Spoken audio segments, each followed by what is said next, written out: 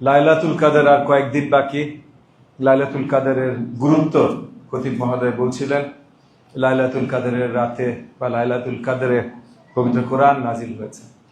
লাইলাতুল কাদের যখন পবিত্র কোরআন নাজিল হয়েছে, সেই সময়টা আসলে সময় শুরু হবার আগের সময়। আমরা চিন্তা করি এই মাসের এই সময় সময় ছিল না।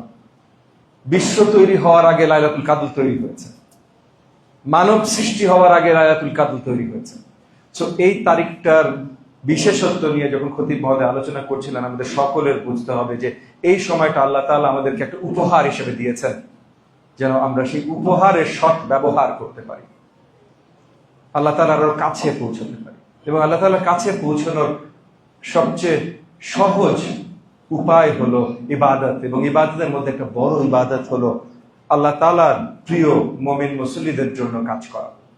ছোট্ট একটা আমাদের মহানবী, প্রিয় নবী রাসূল করিম সাল্লাল্লাহু আলাইহি ওয়াসাল্লামের একটা ছোট্ট কাহিনী বলি। মসজিদে